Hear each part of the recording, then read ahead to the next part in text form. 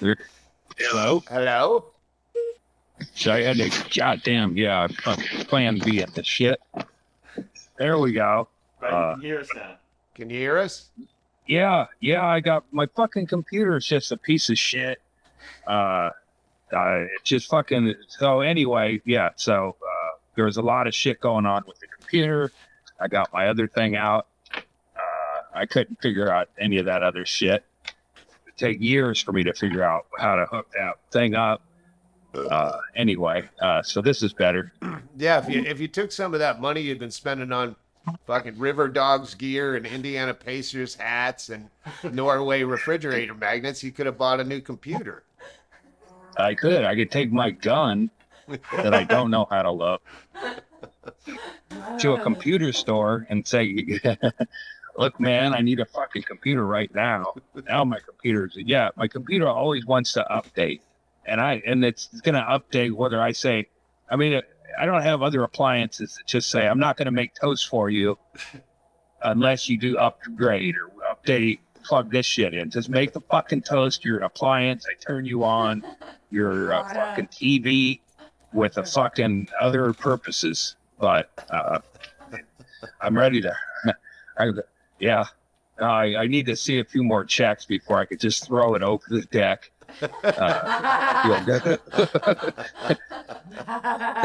Fling it down to the street below and then fire shots at it. But now it's all over. It's behind me. On the road, we always,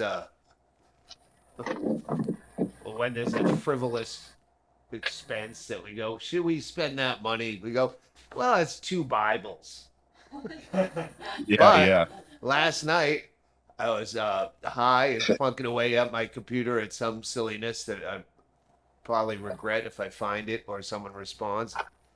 And I heard what seemed to be voices outside, and I didn't know if it was auditory hallucinations, but no, it was. I walked out, and it was a car parked right in front of the mailbox about 7:30 at night, and I walked out, and it's 3 Mexican dudes and an old white lady, so I assumed, the worst, which was she was ice. And, and I walked out, and the guy goes, "She scared the shit out of me," and I thought he said I scared the shit out of him, and then I thought she was with them, but she wandered down the street. She was walking 2 little dogs and saw 3 Mexicans going into my mailbox, and they said, "Hey, sorry to bother you. We know you like to sell stolen Bibles," and they had 7 fucking Bibles they were putting in the mailbox. "Sorry to bother you." I was like, "No, you didn't bother me at all. I'm high as shit, and I love your Bibles." And then they drove off before I could say, "Hey, you want to get a picture or anything?" I was too out of sorts to invite them in for a drink. But they were Hispanics. Yeah, they were from El Paso, staying at the Shady Dell. So I did call Justin Jason from the Shady Dell and say, "Hey, find out where these Mexicans from El Paso are staying and comp them a breakfast or something. Do something like as a thank you from me." Yeah, that's so that paid for. I could throw my. Well, they're not sold yet. I'll bring him to San Francisco. No, my spend last is I just a walk around my yard and then bids from people to do the work I no longer wanted. I was not suited for it ever, but I would do it. And now I don't want to do that work, and I see that people who do that work charge a lot. So I didn't buy no Indiana Pacers hat or. In fact, I was going to go to the country fair. And that's what Reggie Watts is performing there, was performing there yesterday. And I could go get drugs and walk around, but it's a lot of hippies and a lot of trails. And I like to do drugs. I like to be on my own trail. I don't want to be tripping and run into 500 other fucking weirdos doing the same shit. So, but it was $60. And I thought, no, my price for getting high and walking around with fucking hippie weirdos is $30. So I did not know. I get a text message from Floor, if you remember Floor from Slab City. She was the the gal that looked like our friend Hack Oddity from Yeah. the UK. Yeah, she was sending me pictures, and I said, "Are you in Eugene?" Because I saw the tents in the background, and I know that fair that you found some back way into through the woods. Is that correct? Yeah. Yeah. I did sneak in there one year. And one year I walked in as a retard. And then that emboldened me to do the same thing at a Dave Matthews concert in the same jacket. To walk in with a glaze. Well, Did it say retard on the back like it would say security? No, it said special. It just, hey, it was a red thing, and it kind of looked like an official security jacket, except it was for being retarded. So I just walk, and when they say, "Can I see your ticket?" and then I just look and then point or whatever, and the country fair was easy because people, they're all goodwill hippies or whatever. But the Dave Matthews ones, they were like, "You need to stop, sir," and I didn't go full retard. I was myself, where I don't like authority and I don't listen. So I just walked in that way. But yeah, I'll bet there's a lot of hippies trying to swim to it with a $60 price tag on. That's like a fish concert to those people. Well, Floor said she was selling tie-dye out in front of the place, but might go in later for the drum circle. And I said, selling tie-dye at in Eugene is like selling camouflage in Amarillo, Texas. Yeah, there's probably a lot of tie-dye salesmen there. When I first moved to Eugene, it was a novelty. I took a bunch of pictures. I was definitely a tourist, overwhelmed with the hippiness, the partial nudity, the weird parades, and all that shit. And now I'm on the other side of that. I'm a cynic, and it's like I don't see enough titties. It's too fucking hot. The bands suck. I'm not paying this for a bunch of hippies doing Grease or whatever they set up. There's all these different stages. But you got to be into people could consider it like this big, huge event, and their family and shit and all that. But I don't have that kind of, I'm not attached to any of those hippies. I like their culture. When you spot side boob, but it's matched with side armpit hair, towards it. There's a lot of stuff to look at there, that's for sure, and I'm sure that wouldn't change. But my ability to walk around, be jostled, there'd be a lot of jostling and bumping, and if you're not in the proper headspace for it. I always noticed that in bars that I was always the path of least resistance. Like if it's a fucking jammed bar, well, people are just gonna go right past me necessarily. I was the jostled. Yeah, I learned. Well, I don't like to be jostled, and when I jostle, I learned at a bar in Springfield early on, and I've always been a somewhat of an Oregon Duck football fan, but I was a lot less so after this encounter where I bumped a Duck player who was drinking a beer. I jostled him, and then he jostled me, and he wanted to fuck me up. And I felt like it was an honest mistake, and there was nothing to be had by him beating me down. So I'm sure I laid out some cowardly platitudes and bought him the beer.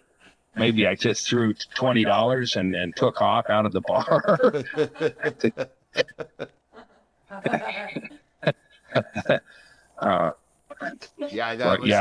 That was that old bit on Deadbeat Hero where about supporting the troops. Well, I don't support them all. There was one troop in Killeen, Texas that wanted to fucking manhandle me because I fucking bumped into his Pabst Blue Ribbon, and I did not support that troop during the war. Yeah. Yeah, I think that, I don't know, if you're a football player, things can happen. You can twist an ankle out on the field, and a lot of shit can go wrong. And at a bar where it's crowded and there's a lot of people who are just drunk, having beer spilled on you, it should be like, that happens, But this guy, it was also during the heat of summer where in fact, I remember that the only reason I knew he was a football player is he stunk with his undershirt, a practice undershirt that had U of O on it. So it was an official looking thing. And I could smell that he was an athlete. And it just, that fucking smell of fucking cooked alphas. And you're like, oh shit, man, I don't want none of this. I don't know that he was one of those guys who stuck around. He was one of those guys who was throwing it all out there in the summer, probably got into some rape situation and kicked off his campus. But yeah, you can beat my ass in front of other people, but that cements your status as a guy. And I was in my prime athletically too. I was probably like 26 years old and fairly strong, and that guy would have destroyed me in a second. And even if I would have if I knew he was coming and put up a front, he still would have destroyed me. Yeah, that was my plan today, but since we are already having, I said to the kids while you were yelling cocksucker, faggot, motherfucker at your own equipment, people think Issues with Andy is gone, but no, it's just on a different channel. If you can find it. Yeah, we went to. At some point, I said to myself, wouldn't it be easier just to fly down? Yeah.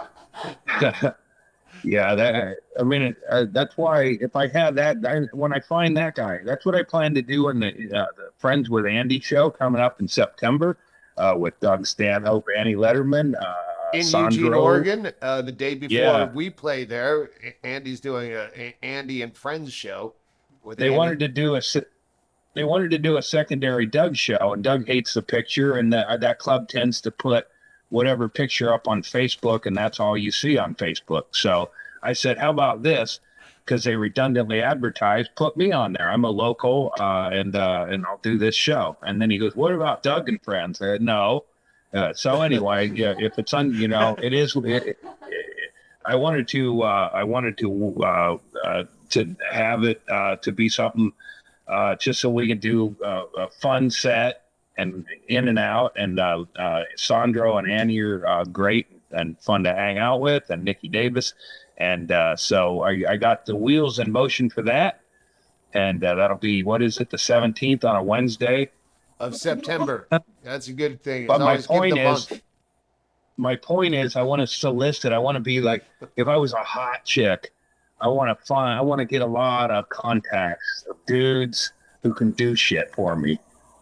Like, hey, what do you do? Or you saw trees? Hey, man, come over to my house and party. That's why it's important to go to open mics to support, nurture the new talent that also has a day job that has a skill. Right. Yeah. I want to find a tree guy. I just want a dude who's comfortable being up in heights. That like I want one of those fucking dudes in his like maybe early 30s. It's just a crazy fuck who everybody thought would be dead by now that climbs up. As I climb up them cherry trees and lop off the tops and get rid of some of them dead branches, and then there's everything around here involves some degree of you have to be brave. I am not, and I don't want to do anything. So I want to solicit painters, just dudes, with all the Mexicans on the run. I finally got a few dollars to burn, and I can't find any help to exploit. Yeah, I had like a bunch of trees die because I had a kid that fucking weed whacked. He was a great kid, but he cut through the fucking automatic sprinkler system, like the little tiny hoses so these fucking 6 trees died, and I got the only fucking handyman I've ever had that was like really great. Tony's, he's Mexican but born here. He came and sawed down the trees while we're in Hawaii, and he came over to get paid, and he goes, Doug, I'm scared. I go, about what? And he said, the world Man, the world. And I just fucking white privileged out of my mouth said, just stop watching the news. Not understanding that, oh no, ICE is just picking up fucking anyone, whether you were born here or not. And I don't, that's one of those things There's, where we don't watch the news, but maybe I should. So, yeah, no, yeah. I just watched this whole thing as a member of Antifa. I was unaware there's an ICE facility up in Portland, and that they're gassing and arresting protesters up there. I'm not heading up there because I'm a Antifa military general, so I hang back in these situations. But that, I don't watch enough news. No, I should be more outraged. It's just the outrage on a daily basis I can do without. But I do miss knowing all the fucked up shit that's going on around me. Yeah, it's just too much of it, and you don't know how much of it is fucking hyped or And how much to believe. Yeah, I watched this thing on what is that? What big national park in Montana? Anyway, it's probably bullshit, but all these mountain lions are heading to Utah, like hundreds of them. And then some preachers, and it's like, man, now it's like in comedy, if you believe the premise or, you got to buy the premise to get it or whatever. It's like, if that's true, that's kind of interesting. But now this preacher said it's because of this in the Bible. And now I can't even continue with the article because everything's suspect.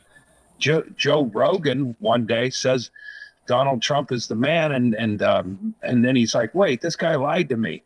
It's like, I don't know who to believe anymore. You can't believe Rogan. You can't believe Trump. So, Andrew Schultz is also backtracking from his Trump. I like that they're doing it this early on. Yeah, but it's because of the Epstein files. I saw that clip last night.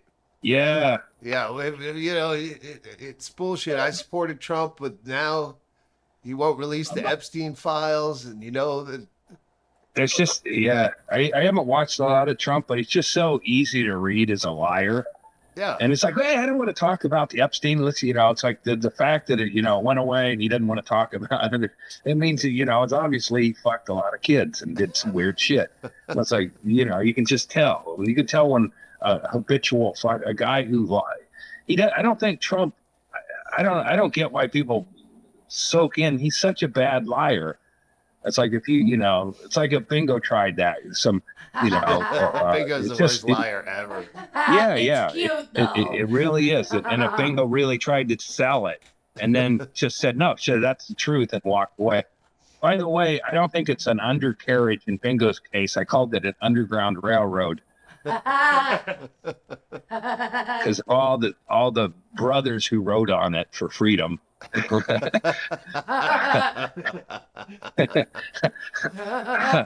But I hope your undercarriage is going to get taken to a good blacksmith, hammered into place. Yes, August 11th. Her surgery is now finally scheduled. So just one more month of clam digging for poop, and then she's going to be fixed up. And we leave on tour the day that she goes in. How's that for me calling the doctor and giving her a fucking Venmo? Bingo, you should when you get done with the surgery, you should keep a notebook by the toilet. Yeah. Just because, you're going to have so much creative energy. She would literally have to Newt Rockney poop out of her asshole. Give some fucking let's go and win one for the Gipper. She was motivational speaking to her asshole. I love you use Newt Rockney as a reference. That shows out. That's someone that's so old that we didn't even know who it was, but heard the name a lot as kids. I was just thinking about having an opening joke. I look like so-and-so and so-and-so had a baby, but just use completely remote, ancient fucking... Slappy Green and Jack, you dress like Jack Ramsey and Slappy White had a baby.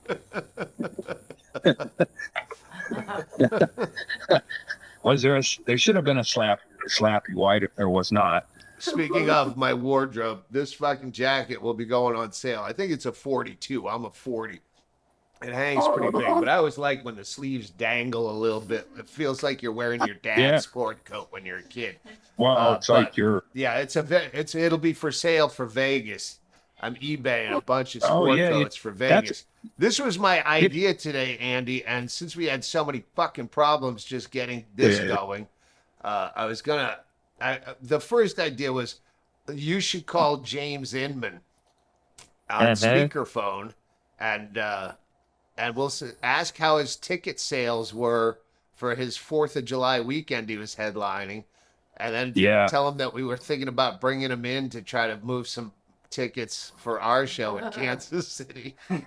I just want to hear the numbers, but I don't know.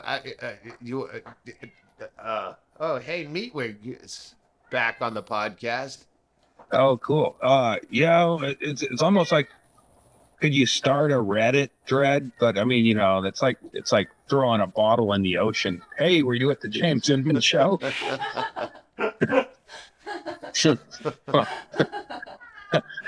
This is coming from Oregon. Hopefully somebody sees this someday.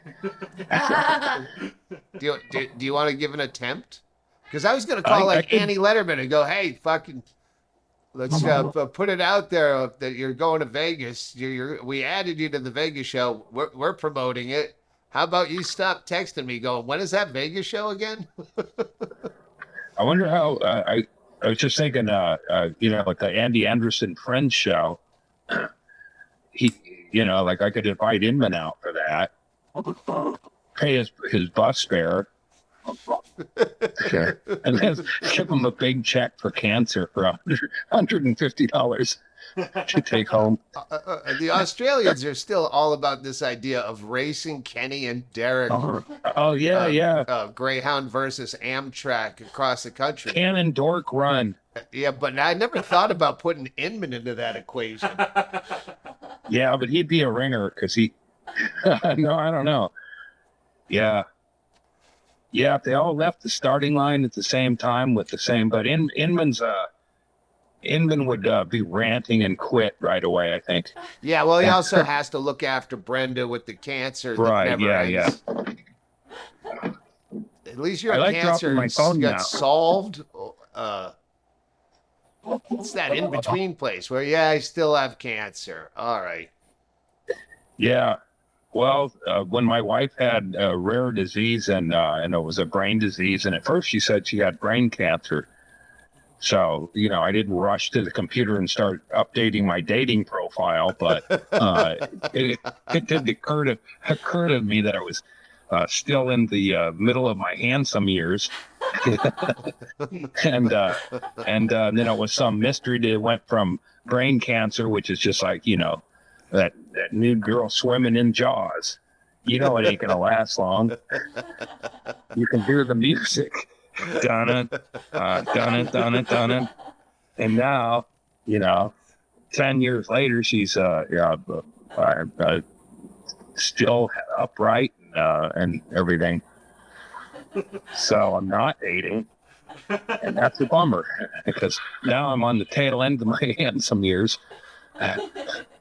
Hey, wipe your lips for fuck's sake. Even with this stop action shitty fucking footage we have of you, I can still see the fucking spit hanger dangling between your fucking high lips.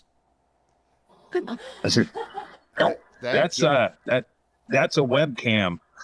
It's a fucking spider web mouth. Yeah. Well, I got to start drinking more water. I got to up my game, and I'm going to do that. So hopefully the spittle decreases. Yeah, I was also going to call Kirshner to see about a lawsuit against that fat man that pushed me to the ground. My back still hurts. Yeah, I don't know. He's not a desperate slip and fall type of lawyer. So unless you cracked your head, he may not see it as a winner. Yeah, no, it'd just be fun to hear his input, but I don't trust any of the fucking gadgetry to work anymore. I had a thought before you said something else. Is you're wearing them larger jackets, and it made me think of that what's the Stop talking making head video? sense. Yeah, Stop Making Sense, and that whole thing that he went from the big. I forget was he in the pig suit at the beginning, or he progressed to the giant suit, but just the winning potential of you selling oversized jackets. You could just wear it like a sleeping blanket, and then you think that there's no way somebody will buy a 40. Well, I don't even know what a giant fat size would be. 56 long. Yeah, Art Hinty size. Yeah. Yeah, Right, that's actually right, a great fucking. That's a great marketing strategy. When I find a beautiful vintage jacket, but it's way too big. Well, not everyone's a 40 regular. I'm selling to a very limited market, and I'm not against wearing it on stage. Right? I was thinking if I gained 300 pounds, this would be the best jacket ever. But my doctor says it's not realistic, so I'm letting it go. The Marlon Brando size collection.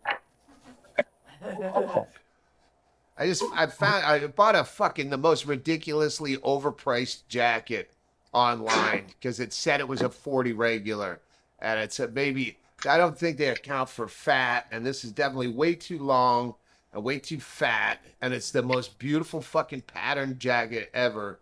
And someone said that they can actually tailor. How do you tailor me? Tailor the bottom up? That doesn't make sense. But maybe I bring that to Vegas and fucking do it like Cinderella or whoever fits into this shoe is the princess at midnight. Yeah. Oh man, a fat man dress up party.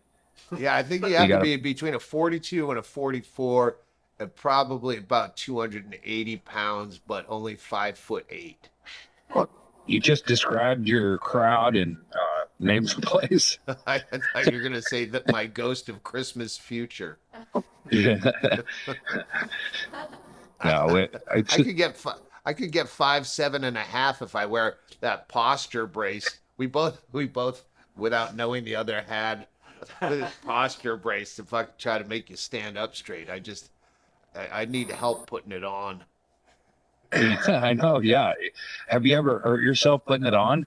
No, but I've gotten claustrophobic where I didn't realize, I could just peel the Velcro straps. I'm like, I'm fucking stuck. It was like a straitjacket feeling, and I didn't know how to get it off of me. And I called Bingo in a panic.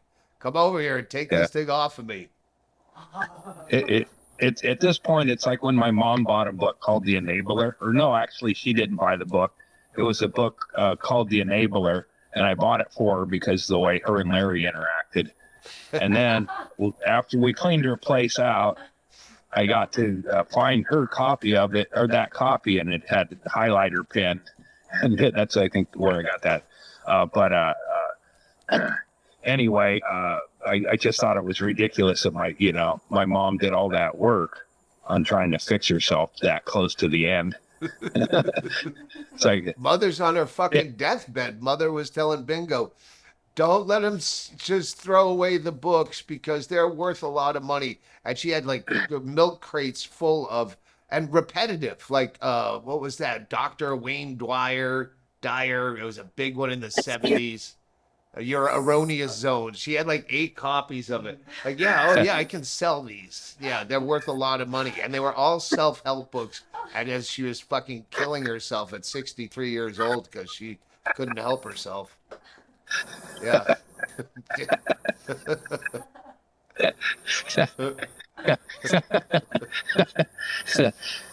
Our mothers would have hated each other. When I was a young kid Tribble comic, I remember, I don't know what the bit was, but about like, because there's so many times I'd be fucking some nice lady at her house and you look up and you see all the self-help books on the shelf above whatever, and you go, oh yeah, that's why I'm here. Yeah. Oh yeah. Yeah. Yeah, there's definitely a type that's interested in a type. Speaking of our younger years, I talked to Erica Rhodes, who's a comic I've worked with, She's like a meeker version of Maria Bamford, which she probably hates hearing as much as Hedberg hated Stephen Wright. Analogies, or I hated Bill Hicks comparisons. But yeah, her and Sarah Weinshank are going to come out for Labor Day, which we have off. That's the week before we do Vegas. April 20. They don't have dates set, but they said they're coming out, so we're gonna. I thought though this could be like Farts Fest 2, which might be like Fire Fest, just a complete disaster. Yeah, burn mattresses. Yeah, fucking 10 years later, and they're going. Aren't we supposed to pee on Andy? Well, we're going to bed. Maybe we could pee on us in the morning. Yeah, sleep with a full bladder. It's for a short time I was into being tackled by women. It actually had to do with a date. Gary Lucy in the comedy competition. We were hanging out. We watched the movie Happiness, and then I don't know, he was not doing well in the competition, and he had a meltdown. And we were on Green Lake in Seattle, and there was like a lot of oars women, not whores, but like big fucking bitches doing that. Yeah. And I was watching them, and Gary was crying, shaking or whatever. And I was like, man, it was just I did a monologue that convinced myself that it would be cool to be thrown down by a big strapping woman, like a big oars woman that like you're taking a bag of Doritos and she throws you down by the scruff. Like that. There's that footage of a guy on a golf course that got beat down by an NHL player. But like just some big woman to throw you around, but an athletic one. Anyway, this comic and his girlfriend were staying at my place in Eugene, and she was very athletic, and she was like an oars woman. And I go, you ever play football? And she goes, yeah, I played a little bit with my brothers. And I go, would you tackle me? And she was into it, right? And then Damon Schroeder pitched me the football, and I took off, like a drill. I took off running with the football, and she just fucking ran like a linebacker throwing down a running back, just fucking stacked me up. And I remember the pain. I still, it was like the sweetest fucking pain. Her titties on my head, her fucking, and I went down and it hurt like a motherfucker. But I realized that's probably, I can't keep doing it. I can't Andy Kaufman this, because eventually it'll be Farts Fest 2, and I'll have going slower. Are you going to pee on me? Or, Don't worry, Gary Lucy will still be there shaking and crying. Last night, Christine Levine had a really fucked up foot that they showed us a picture of. She had torn some ligaments in December, and she had to get surgery that she put off forever. And they showed us a picture, and like this foot is going this way, and all the toes are going this way. And like she waited 6 months to even address that, which I understand.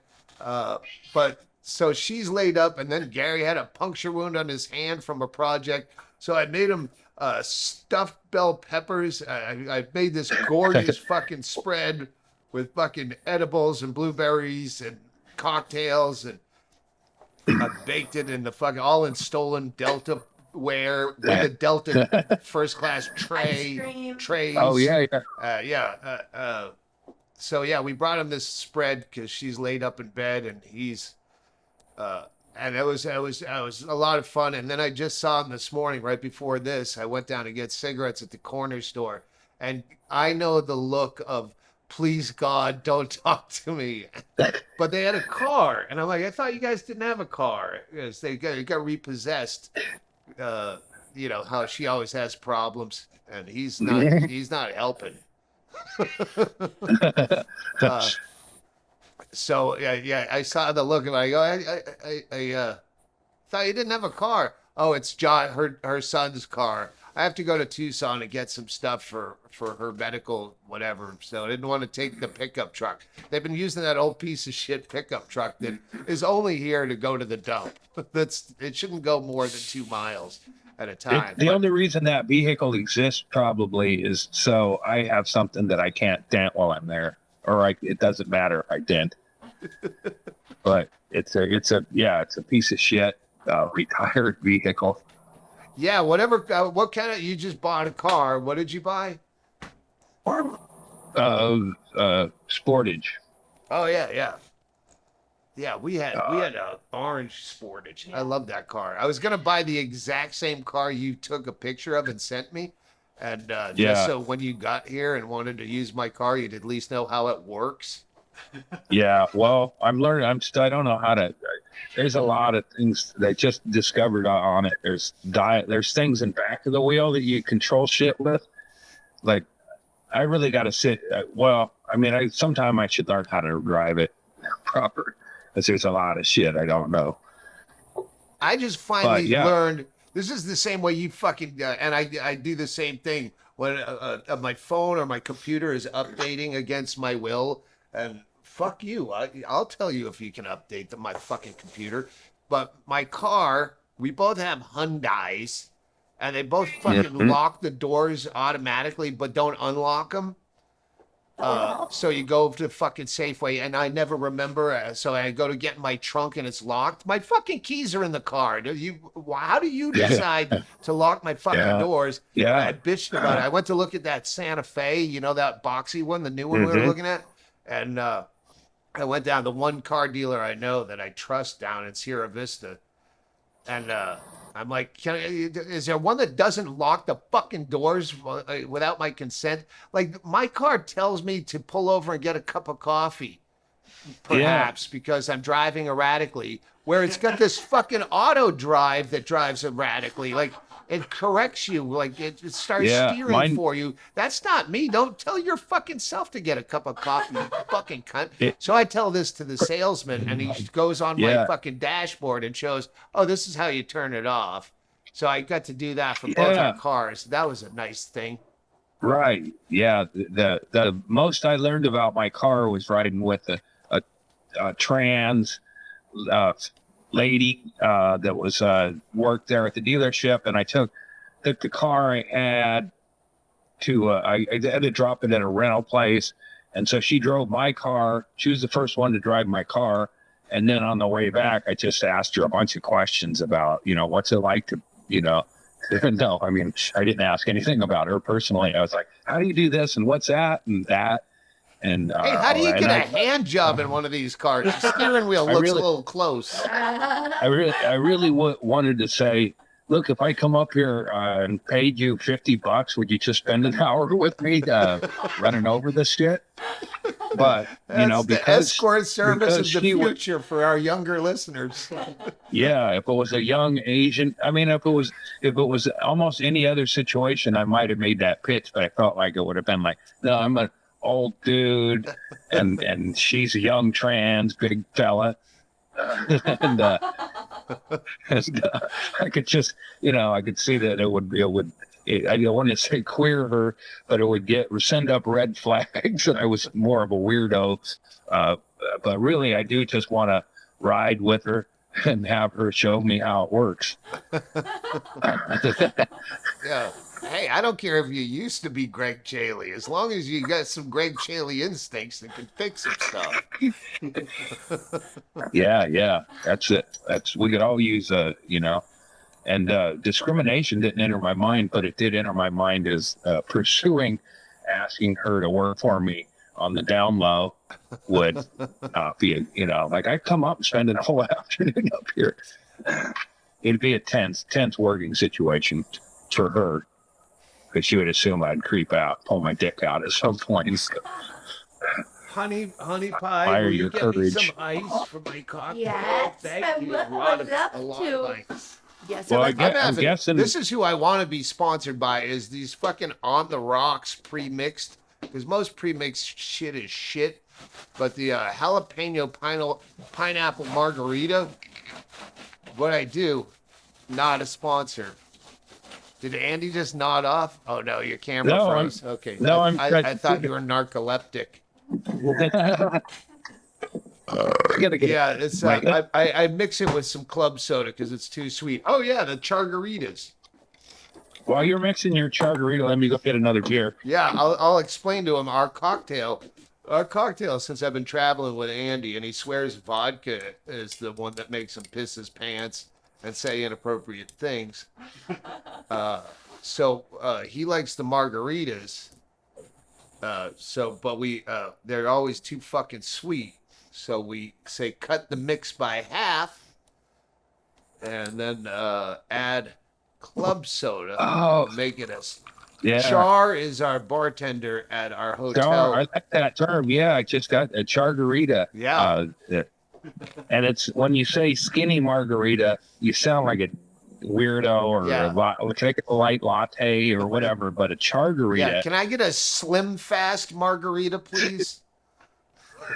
And a tiny dress that I spill out of. I've never seen any in Char in anything other than straining jeans. Char is the hunchback of Notre Dame.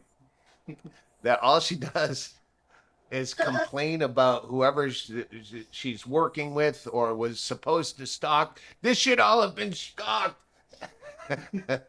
And Andy says, yeah, I have a hunch you're right. Or he always makes hunch jokes around her.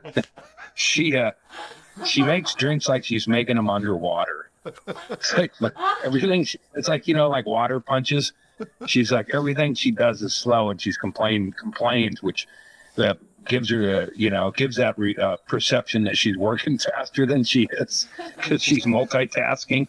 But she's it's bitching like about what's Ginger from the Coaching Horses back in the day. There was this old fucking throw mama from the train mama lady where she was the most miserable, awful person in the world. But if she liked you, then you kind of felt in on the joke.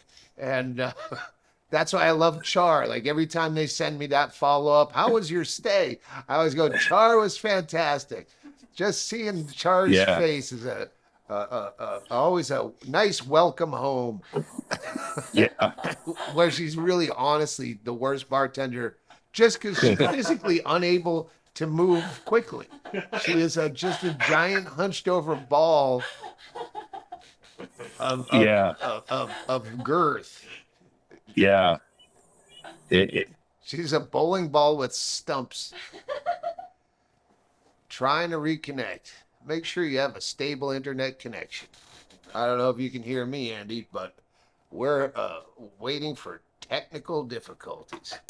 Oh, right. All right, I'm hanging up on you. I think we got you. I think about projects and I go, oh, I'll get my brother Dave. And but Dave is, sorry. I'm almost 60. I'll be 60.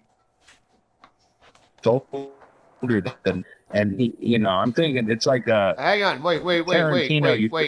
You're gonna be 60 on our way to Chicago to do Zany's Rosemont, August 2021. On August 19th, we'll be flying in the class that is first on your birthday. And on the 18th, while I'm still in my 50s, if you want to fuck somebody who's in their 50s, I'll be in Phoenix on the 18th as my expiration date into 60. But my brother Dave, I was like, oh, I'll just have Dave come up. And last time I had Dave come up, he wouldn't get on that fucking ladder. I had to risk my life getting on this high ladder at almost 60 years old because Dave wouldn't go up there. He's fucking no way. He's but you're the youngest brother. I know, but I was, I keep thinking, I think of him like Tarantino used to think of casting actors and realize, I'm thinking of him from 10 years ago or whatever. But you're thinking of Derek of 10, 20 years ago where he'd be able to paint rocks and any kind of. No, that's Tony. That's the guy that's afraid of ice. And rightfully so. But the volume sounds. I hooked him up with some information. Hopefully I could. The problem with Tony is that it's like fucking your wife with brain cancer. He's got a mother with dementia, and so he's constantly taking care of her. So you can't get him over. And I overpay the fuck out of him. Oh, I know, Tony. Yeah, Safeway. Yeah, with the braces. Yeah. I don't know what it is with Mexicans getting braces in their like late ages. Yeah, it's like my mom's self-notebooks. You're getting your teeth straightened? You're not going to be chewing that many more years. Is it really worth it? I don't know if you remember when we had Kenny on the podcast and we made a poke at his missing dentrifice. And you said, don't worry, corn on the cob season isn't coming up for a little while. Cut to the next time he's on the podcast, he's eating corn on the cob that I made. And then someone posted a Mad Magazine cover of, the Alfred E. Newman from Mad Magazine had the missing tooth, and he's got a corn on the cob with one complete row untouched, which doesn't make sense unless you're eating it vertically. I thought of this earlier when you talked about Tony, and I thought of Ukraine and how, it's like when there's a missile or a drone, they have an app. It lights up and warns them. Is there an app for Mexicans and Hispanic people to just go, like an ice tracker, like rumors and just substantial information, so they can go, there's 12 ice in a truck headed toward whatever street, so they can just kind of clear out. Well, I think like Twitter was responsible for the whole Syrian uprising, so they could get together. And that's the problem with the glut of fucking social media. Yeah, you could all have a thing. I just went through, I forget Instagram, they can DM you, and I find those. And then there's two separate categories of like primary or general or requests. And someone just fucking emailed me, someone we know, that said, you suck at the internet. I go, I got fucking 2 email addresses. I got fucking Instagram, Facebook, Twitter, Reddit, fucking something. MySpace. Yeah, I'm still on MySpace with my solo musician project that I'm trying to splinter off. I really love it. I don't comment enough on there, but your music has really inspired me. I had fucking She Bop stuck in my head all morning. That's the kind of morning. And by the way, if you're a listener, this was a 10:30 a.m. podcast because we had to hit Andy's sweet spot where his woman is off at the compound being drilled on Jehovah. The sun ain't shining on me right here, right now, so that's nice too. I realize my neighbor lady, and she doesn't have a bad voice, but she sings a lot. And then I'm out there going, I don't want to hear Pat Benatar's hit me with my best shot. And she's singing it all right. And then I got to go put on tunes and change it to my own shit. But I realize that's what I do all the time. I put Pat Benatar's hit me with your best shot in Doug's head, or whatever the song may be. Just warble a note or two. Why is it your wife couldn't have joined one of those cults where they make the couples separate so he can fuck them all? Well, I did do the legwork on that. I'm inattentive, but I could join her church and then fuck another lady. I could join the church with the purpose of just, and get excommunicated. Yeah. But other than that, that's my loophole, and I can't sit through enough listenings to actually, you gotta be so dulled. It's like going to those meetings must be like a timeshare presentation that just keeps going. And you go, speaking of, hang on, Australians, I don't know if you got that email. I signed us up for a sales pitch free lunch at the Thirsty Lizard for the 25th of July at 4 p.m. I thought I had nothing on my slate this month, but no. Yeah, well, on the other end of that, I got invited, me and my wife got invited to a presentation about, we need all this shit, but I didn't want to, I didn't throw it in the trash. is a dinner at a nice place for two for a product we eventually need. I was like, nah, I don't want to go have dinner with my wife down there. And I don't want to hear about quiet. The sliding man glass. is talking. I don't want Go to ahead hear about the solar panels, sir. Yeah, no, and this is for sliding glass doors and windows. And I've got I've got two problematic sliding glass doors. So I'd actually, if I could just go have dinner and hear them out. Oh, God damn it. About your windows, sir.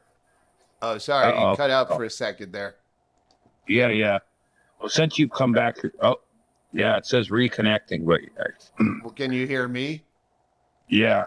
Yeah, I get the fake handwritten ones, like it's a giant receipt, and it says it's always Anderson Windows or something. And one of them was like, "Hey, we noticed that your fucking window frames are chipping away or whatever," and it was right after the whole fucking redo of the house after the fire. So I call up, and I know it's a handwritten, but it looks like no, this is handwritten. You said these are brand new fucking windows, and you put this insulting thing in my fucking mailbox. You fucking and he finally goes, "Sir, those are not really handwritten. We're really sorry." And ever since then, I still get the flyer in the mailbox, but it never shits on your house. It just says, "Hey, we're having a thing, and we're in town for a limited time only." But yeah, I think I solved a problem. Oh, what's that? Yeah. No, just like I think there's like a few times in my career where I changed something. One of them is they no longer call where bingo goes for mental health care CIA on the door after I put that bit out. I'm sure that in a small town. I was responsible for a triple addendum on the Tri-Cities gig. Ugh. So Tri-Cities, Washington is it's Richland, Kirkland. Is it Kirkland? I don't know. There's fucking three. Waco. Not Waco. One no. where you where yeah. Anyway, it's this pointless fucking part of Eastern Washington which has no reason to exist. On the edge of the apple country, and because there was a lot of stuff on that triple contracts would have the money and the hotels and all that shit, but then there would be sometimes addendums to like, don't talk about this, you're allowed to don't staff or this certain somebody fucked up, they need to post that. And Tri-Cities had a fucking nuclear reactor you weren't supposed to talk about. Even though the fucking high school football team, their logo was a mushroom cloud on the side of their helmet, but we can't make jokes about it. Yeah, so I found that there wasn't any mention of that on the contract, so I had a lot of stuff about the nuclear and the big-headed kids and just a freak. It had to do with Umatilla is up the road. They'd go to there was a strip club in Umatilla. I was gonna say it was like the nuclear waste meets strippers and meth and all that, and it was a nice chunk. By the way, this is Andy's exact bit, word for word. Yeah. He goes on stage, something about big-headed kids and nuclear, and there's a strip club. Am I at my time? It's the first time. It's the first time I could leave yellow cheese as a tip for a stripper. Was that one of your early jokes? Yeah, that was it. I gave her a block of yellow cheese, and I gave her some salami because she had 3 tits. I don't know the procedure or what, it's like that kind of thing. But yeah, no mention of the nuclear. The nuclear was on the contract. So, in fact, Tribble woke me up when I worked with Inman the first time. I got a wake-up call from David Tribble, and he was upset with me for ruining the gig the night before. And that was the last time they did comedy in Wenatchee, Inman was all in their face about gun rights, and I was making light of a recent sexual daycare scandal. But he said, Tribble said, I agitated the crowd to such a degree that they canceled comedy forever. So if you're in Wenatchee and you haven't laughed, I'm the reason. Because I didn't know the whole story. Maybe there were some false allegations. I don't know.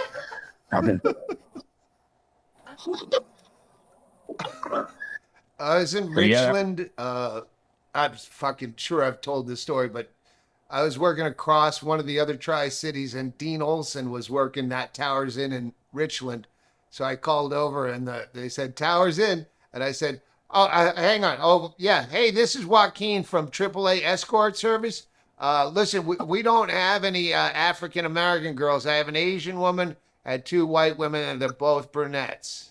And she goes, excuse me? I go, oh, I'm sorry. I need room 206, Dean Olson's room.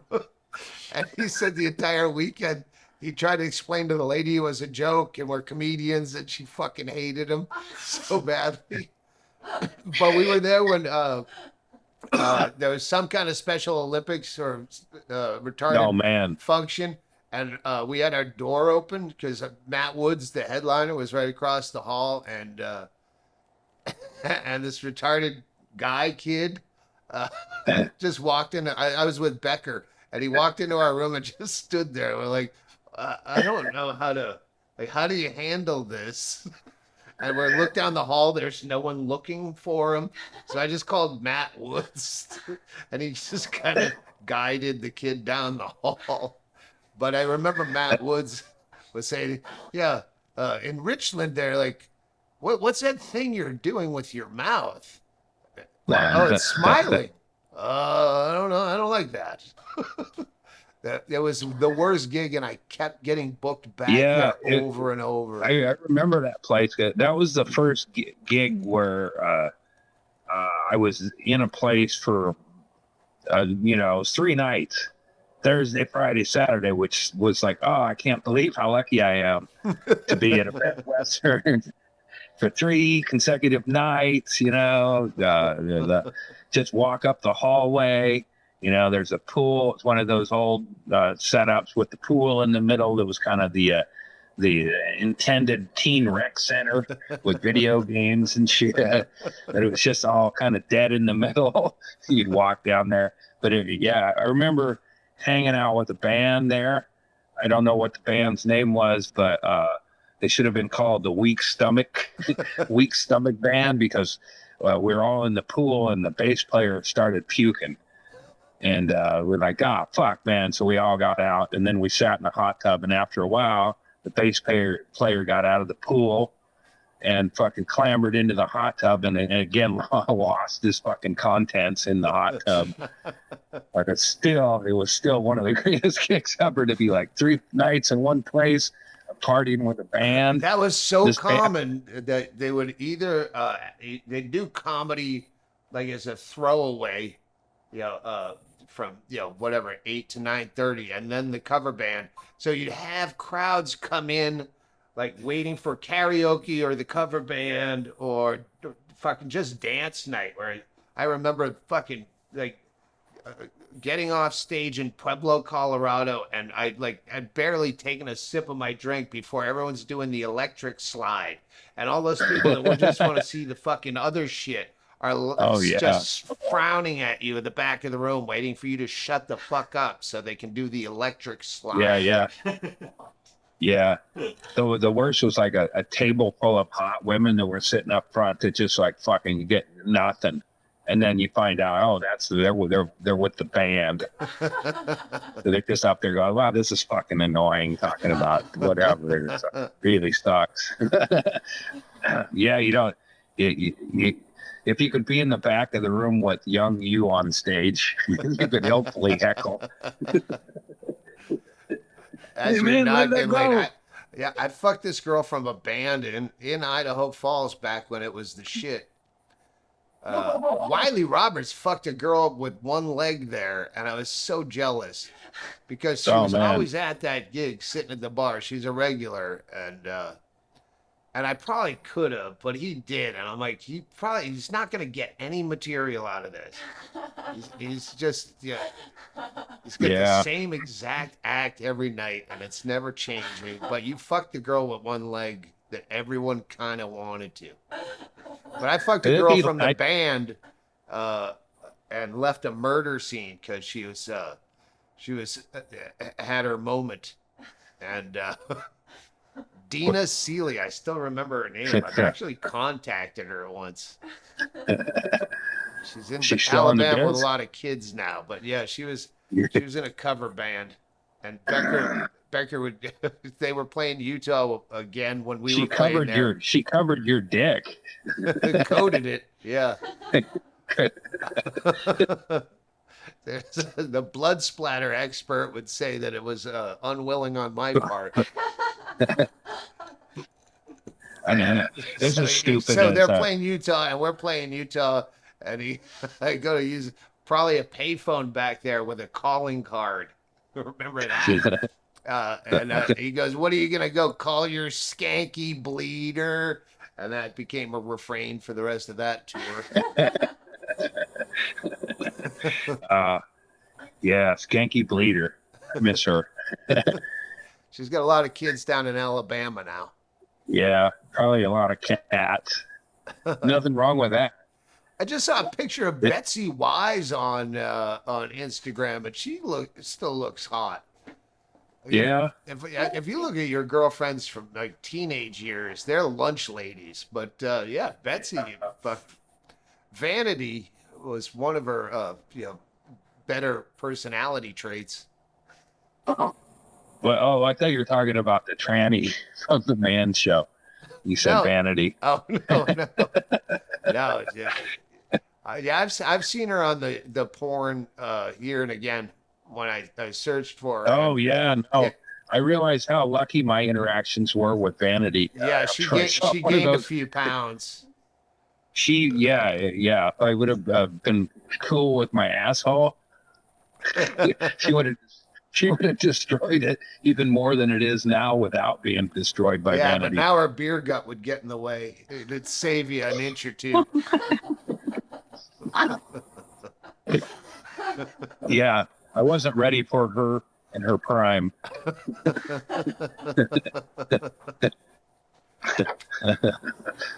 I was just thinking of a stupid band thing that I did. Was I got really drunk after a show and was hanging out with this band, and they were like younger dudes, and I don't know, they may have been a band that burned out immediately, but they may still be a band. I don't know. But I dumpster.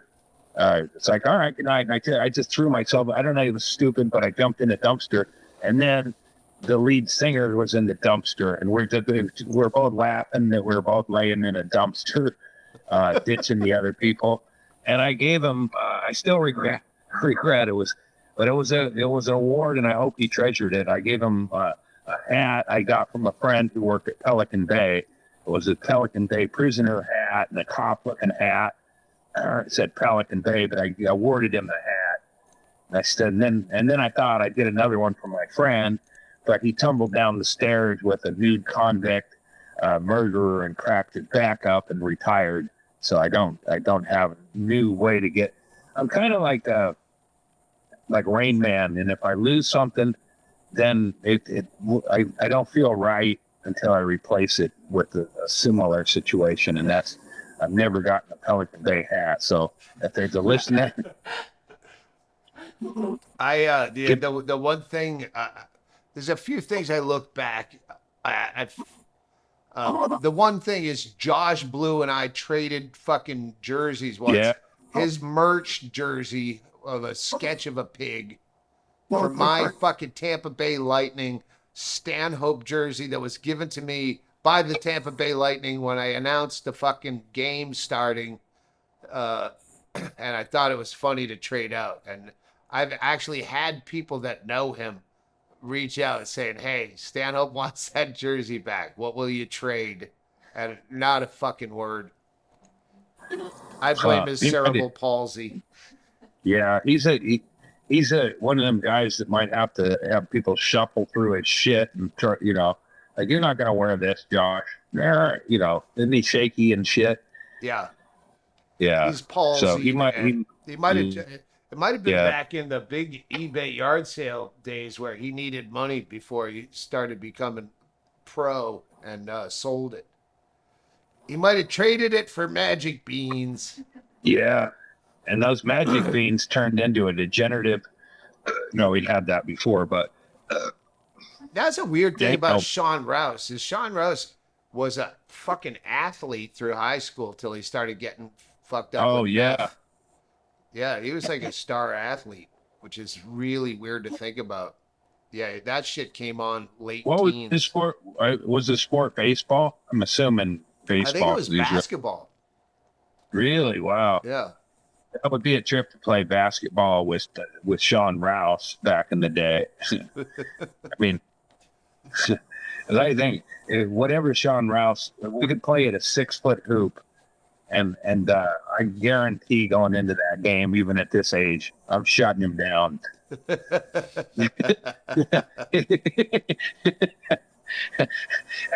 Ow! Ow! SWAT. Yeah, it is wild to think about athletic Sean Rouse. When did you met him? He was fairly young, so he'd just taken the Breaking Bad turn. He still thought he had lupus when I met him. Because I That's right, remember yeah. he was the opening act, and Mark Babbitt was rightfully all about him. You know, check out this kid. And he said he couldn't drink because he had lupus, and I was giving him shit on stage. But I was introducing him, so it must have been an open mic. But I said, yeah, he said he couldn't drink last night because he has lupus. Well, I had radio in the morning, so that's no excuse. And he came up after me. He goes, yeah, well, one time I had both lupus and radio the next morning. I loved his when we on the Unbookables filming at that club where we got fired. Just that interaction with Sean and the club owner, which is great. It's just pure Sean though. Like I'm a funny dork. But yeah, Sean was great. What a fun sarcastic hang he was, except for the biting. Yeah, he did the biting and the angry. Do you want to try to call Inman on speakerphone? Okay, I got a 7% battery, so it might cut off in a good way. 7 goes to 0 pretty quick. Where's my fucking phone? in your hand. Oh, there. I know that. The way to make the Australians comfortable in their job is if they make themselves indispensable. But I think we do that on our own.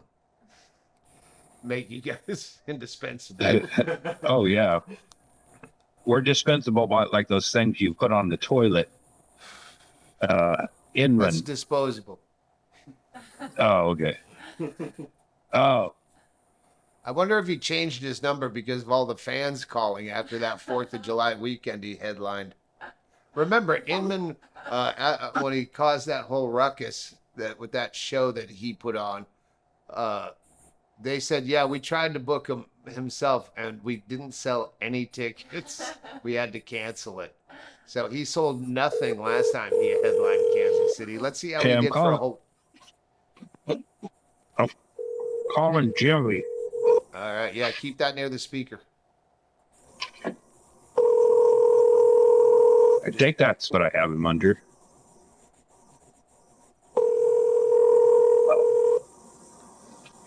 He's probably doing press. I'm on radio. Please leave your message for... All right. Oh. Hey, James Inman. It's your friend Andy Andrist. I was just calling to reconnect. I hope we're still friends. I didn't get an official breakup from you, so I think we're still friends. So anyway, hope you're well, and I'll talk to you later. There we go. Keeping the bridge. Hey, we're coming up on the 20th anniversary of the Unbookables. We're all thinking about getting the van back. Don't worry, Mishka's girlfriend is still the same age. Yeah. He's aged 20 years, but God, the girlfriend still stays 16. Oh, man. There's a comic. He's out of Boise, but he told me this story back in the day. And what's our friend who liquored up and tried to kill himself in Key West? I don't, you know who I mean? He's a gay comic. Oh yeah. But He anyway, didn't try to kill this guy himself, told me, by the way. In case people thought he might drink himself to death, like leaving Las Vegas, because he was just there drunk all the time when not this guy working told me for that months. he fucked him, and it was like he goes, he was really it was like the scene in Deliverance, because he's a fat. But this dude, I'm surprised he still does comedy, and for some reason he's on my algorithm, and he does these short video clips. But man, has he gotten so fat? I was thinking about that comic. It's like we were talking about you seeing an old girlfriend or whatever. It's like, oh man. My algorithm is kind of like that old show Blind Date, where I always thought, because they always had similar kind of looking people. So if you're the guy and there's three girls that are all ugly, you go, oh, fuck, this is a reflection on me. Like they set up what I would settle for. And that's what my algorithm is like, where I like, yeah, I follow you, but really? Yeah. I've been getting hit heavy with a Smokey the Bear license plate. And I'm going, God damn, I really need that. I wish it just kind of leave me alone and let me have a cooling off period. But I'm going to probably end up getting this goddamn thing because it won't. Why not? I saw this moment coming. Oh, wait, hang on. Someone can get me ice. I gotta fucking. It's almost noon. I gotta kill this tequila. Oh, shit, it's past noon. This fucking. Yeah, this is the shittiest time of the year for. Well, I guess there's an epic men's tennis match going on, but outside of Wimbledon, it's just nothing. It's like the sports teams ain't doing shit. I don't even know how our river dogs are doing. Since I've been home, I thought I would like you were giving me shit about spending, but I did piss away some funds. But now I'm all tight, don't want to spend any. I don't want to go anywhere. I think because we had a pretty full schedule there, and I'm sociable and whatever, but the other half of me doesn't want to talk to anybody or be around anybody or be jostled at all. So that's how I've been spending my time off. Is just hanging out, and the wife sends me a message every once in a while that says dinner's ready, and then she'll give some speech about what it is while I'm dishing it up, and then I head upstairs. But other than that, I never interact with people. Yeah, well, the second half of this year, starting end of July, was San Francisco at Cobb's, and then we got Baltimore, Dallas, all sorts of shit. Mid-August on, we pick up Bobby from prison after all those Michigan dates. I have a podcast scheduled tomorrow, I think. I haven't checked my email since Meatwig says you do. Yeah, Meatwig says you definitely have a podcast and you're supposed to do some calls. I think he's getting deaf and blind. Yeah, but he sure not plays mute. a mean pinball. The mute is what I want. Yeah. Yeah, if you're gonna Helen Keller, start with the mute. Yeah. I got to because of what grade was that? 8th grade or one of them grades. Because I was such a smart ass or whatever, so they assigned me the part, and we read aloud as a class, whatever that Helen Keller book, Miracle Worker. And I got assigned just because they knew I'd ruin every other part or cause laughter, and I got Helen Keller. And I nailed it, and I got some big laughs with wah wah. I didn't realize till years later it was crowd control. Just like, we're going to close, this guy's got to close. But we have him being we have him in any other role, this whole thing's going to be a farce. So, yeah, I'm connected to Helen Keller that way. She turned into a cunt in her later years. So. I never heard the later years. I just heard the jokes. I don't know what I want to say. She was racist, but then again, how would she know who? I don't know. I'll have to Google it. Helen Keller was no Mother Teresa. There was no Mother Teresa, by the way. Mother Teresa was no Mother Teresa. Well, yeah, wasn't she a cunt like just in regular life? Just like the whole movie, I remember she was just an asshole to the person that should be known as the one that trained her. Yeah. I know. Yeah. Like a dog, but she was kind of like Lobster Boy. Mean, crippled, lashing out. Yeah, no, if I had me a Helen Keller, I would have put a bag over her head and put her in a river. It's just difficult to deal with. You should come down for fucking I can't believe I haven't done this in my recent thinking as driving time to Bisbee. I got to figure out which part of my car is electric and which part is gasoline. The only way I'm going to do that is to put about 5,000 miles on it. Well, no, I wouldn't even do I was that. still tempted to fucking drive up and meet you halfway in Winnemucca on a road trip. But I also emailed Legion of Skanks and go, hey, can I come on your podcast if I fly out there? Maybe move some tickets for Fort Wayne and Bloomington, Indiana. I don't know how we're selling in any of these places, but yeah, get well. So yeah, I might fly out there if they responded to me. I saved my best for the Midwest. Fort Wayne is fucking great. But then there's the whole upstate New York. This is what's gonna be fun. Is doing upstate New York and then New England, which most of that is sold out. I don't know about New York, but most of New England is sold out during the end of October when it's foliage. And that's after we spring Bobby from prison, he's going straight from prison to his PO to a gig, and he's going to do a set of from doing time to doing time. That's going to be fucking brilliant. Yeah, we got to make T-shirts for that. Oh, yeah, I have a podcast tomorrow. Some guy emailed me. They have a podcast, a guy in Virginia in prison. I think it's called Red Onion Podcast. And he's been in prison for 30 years, 13 of them in solitary. So I'm doing that podcast tomorrow, I think. I haven't checked my email. You know how you're reticent to check your email when you were the protagonist the night before? You don't know exactly how you came across?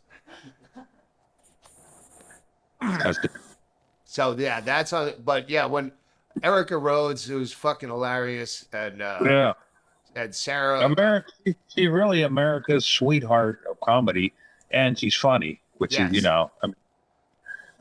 she was opening for me at the Wilbur in Boston, which I got to fucking book again. We'll see how New England goes and then decide. But she was opening for me, and a fight broke out as not uncommon at my shows. So second row is fighting the third row, and she just froze up and went, "There's a fight happening down in the front." And I just walked out, and I go, "I'll take it from here." I got you. But she's America's sweetheart of comedy. She's the girlfriend you want, but Maria Bamford is the girlfriend you end up with.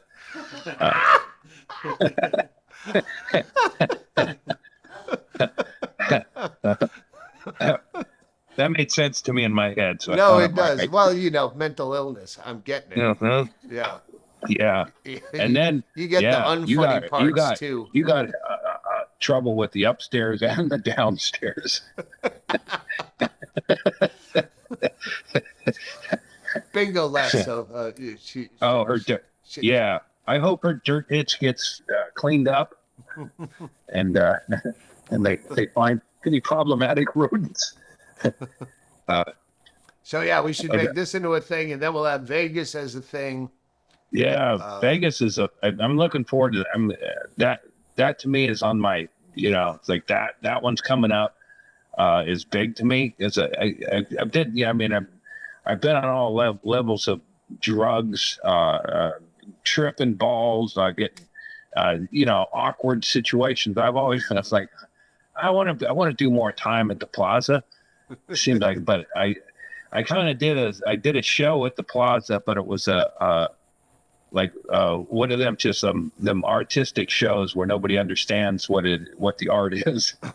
That's avant-garde. I did an avant-garde art show at the Plaza, and one of the guys that just let me go out to my car, and he'd come out and dance to the music.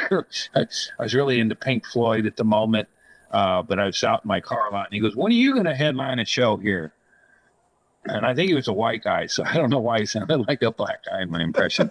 And I go, "I don't do that." I go, "I do comedy, but I don't do comedy like that." And he goes, "Well, you're entertaining to everybody around here." So whatever. I should have probably got a motel room, but I was entertaining the valets, like slipping in and out of my car for outfit changes. I thought you were going to say slipping in your own vomit. No, I go out there to change outfits. Flip my car, get everything organized. I think it's called cocaine. So I go out and organize my shit in my car. Oh, I remember Andy was at a party here for whatever 4th of July Super Bowl, and he kept going in and changing. Like we have the same size suit, so he kept doing costume changes, and it wasn't until days later I realized, probably after he told me, oh no, that's where I had the cocaine, so I had to have an excuse to go in your bedroom closet. It was da-da-dun, da-da-dun.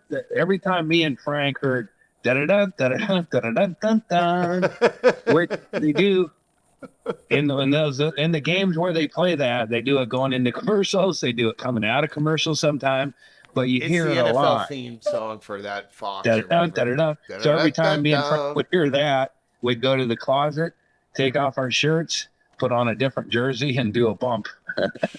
They do play that song a lot. I was just flattered that they liked my attire.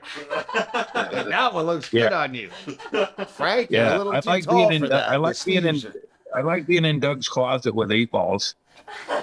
If you heard the last podcast that went out this morning, you'd know that I walked out. I went to the house to get a bottle of wine. And while I was away, Chad, Shank, and Bingo are just talking about how gay I must be and how we're a perfect couple. And the next part of the tour, we're going to end up getting married. And we spend more time in bed together than me and Bingo. And how gay we are. But in a complimentary way, I took it. Yeah, I've said this before. His spleen queered me on being gay.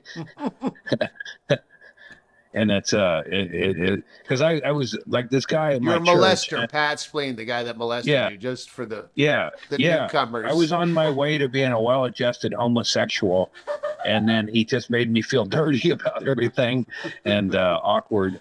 I did like regular porn, so I was probably bi, but Pat he steered me towards monogamous.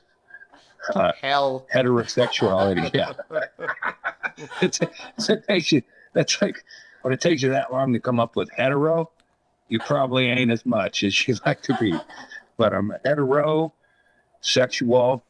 But speaking of hell, hell is for children. There's a Pat Benatar song stuck in your fucking head. How do you like it? That by being at a Pat Benatar concert at the Lane County Fair a few years ago.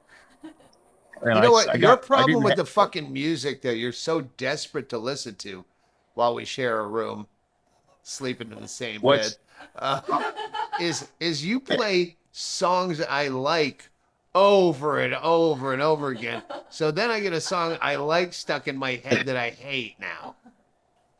Yeah. Well, there you go. You gotta keep you gotta keep it clean. But since I found out about Tom Petty, Sirius Radio, I've been listening to nothing but that. Oh, I almost brought this up on the car thing. I resent that my car, when I cross over a line, fades my music. It's like, fuck you. I'm listening. If I'm hitting that line and I might be crossing that line, that's my business. And I want my soundtrack to stay there. So If I want to cross a line with another guy, none of your Yeah. business. Yeah, if Dale Earnhardt was listening to Smash Mouth, might be rocking on the sun or whatever, and then they cut that when he crossed the line and hit that thing, they cheated him out of those last few chords. Might as well be walking on the. Hey, by the way, Smash Mouth is reconfigured, and they got a less hateful on his way out lead singer From the Philippines who can ape him just perfectly. I know. I haven't dove into that, but I saw Smash Mouth was touring again, and they ended kind of ugly, terribly, with their lead singer getting way too political and way too fucked up and doing monologues at shitty concerts. So I don't know how you know about all this stuff. Because I How would do you hang know on to about shit like Smash that. Mouth? I don't know how to do shit. I can't read a direction manual, but if you got your head lopped off in Canyonville, Oregon, I remember your name and the situation.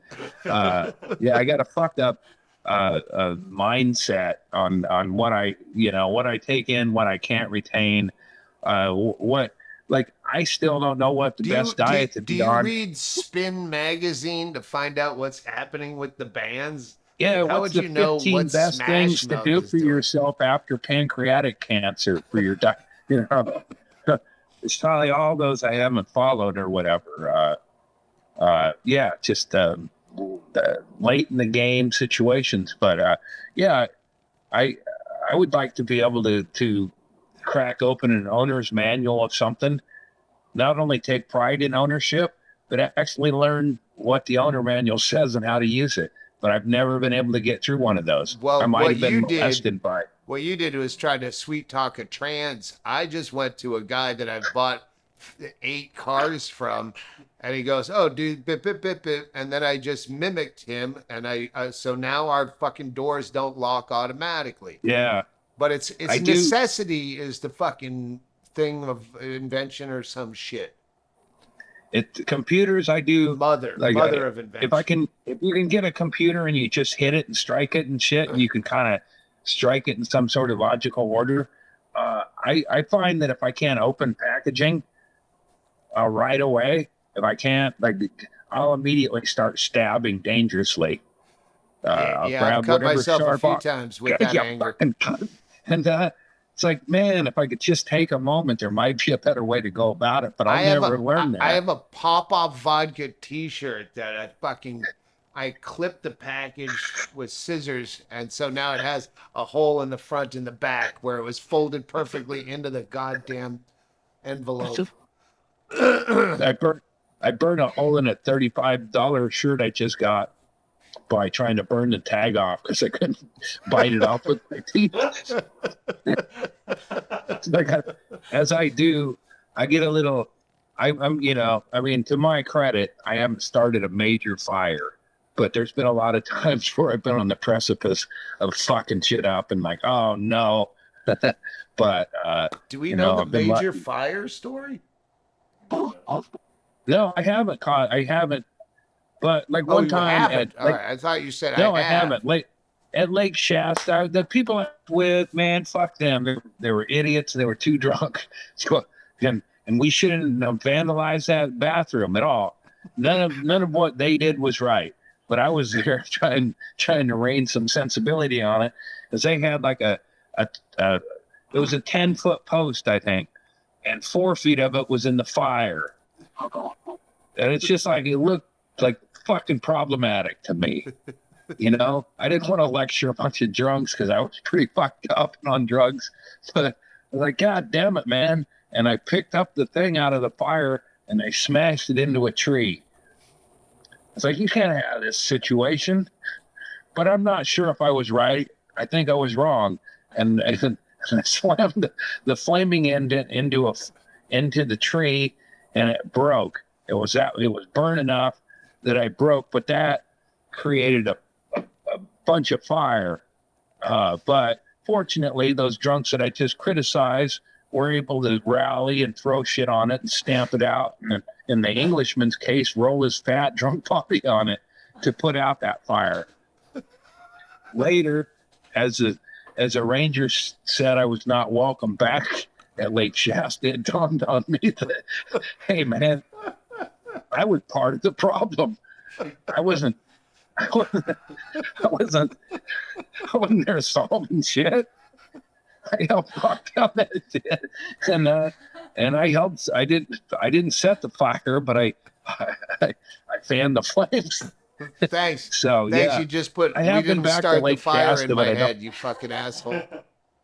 I don't feel welcome at Lake Shasta to this day, but I know that. I mean, I was in my worst part of my the